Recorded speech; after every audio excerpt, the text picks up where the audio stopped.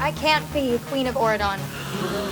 Being king must be hard, Ben, but losing your queen must be even harder. Sure, you were totally loved up with Mal at the end of Descendants 3, but there were plenty of challenges ahead. And we're not convinced your relationship was solid enough to get through. Taking down the barrier to the Isle was always going to be tricky. You'll have had both Maleficent and Hades on your case. Would Mal's VK roots have pulled her towards an old flame? Or would you have gravitated towards someone else? One thing's for sure, the fallout from your breakup would have been epic. Ben, we are in this together! But we're not, Mal. We're not.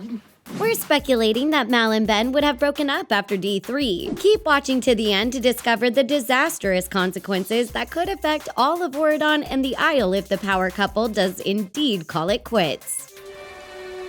I don't know what love feels like. Reasons for the breakup. Mal and Ben have had their fair share of issues since they got together, so it's a definite possibility that they wouldn't have lasted all the way to the altar after the end of D3. We see 3 main possibilities for this pair parting ways. Don't you love me? Reason 1. The pressure of ruling the newly united Oridon and Isle of the Lost could have taken its toll on the couple. They clashed plenty of times over this very issue. Let's not forget they've broken up more than once in the course of the first 3 movies. Reason 2. Dad? Their breakup could be down to their parents. With the barrier down, both Hades and Maleficent are free to hang in Oridon, and they are 2 in-laws that would be seriously tricky to handle. We can't see either of them taking it easy on the couple, and that could rub Ben's parents the wrong way too. Falling in love is weak and ridiculous. Reason 3. They might break up because one or both of them wanted to be with someone else. Al, I wish I had time to explain. Let's dive deeper into the controversial theory. Who they would date. It's no secret that Audrey's desperate to be Ben's wife. Her obsession even turned her into the Queen of Mean in the 3rd movie. Sure, she turned good in the end, but she's not going to drop her plans for Ben that easily. Audrey might have decided to play the long game and sit on the sidelines until Mal and Ben's relationship imploded. She could then be the shoulder for Benny Boo to cry on. That would have been a clever move. Make me your queen and we'll rule side by side.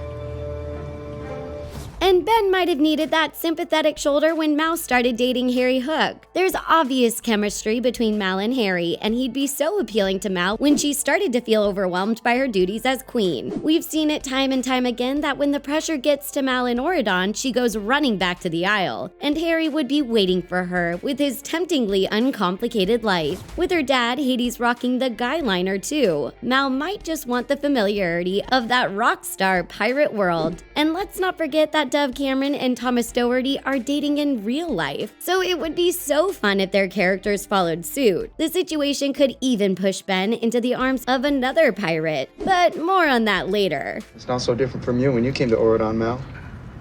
Awkward. How their friends would react. It's safe to say that Mal's crew would stick by her side no matter what. Mal, Evie, Jay, and Carlos have always been tight, and that's never going to change. Where are your family too? We've been through a lot.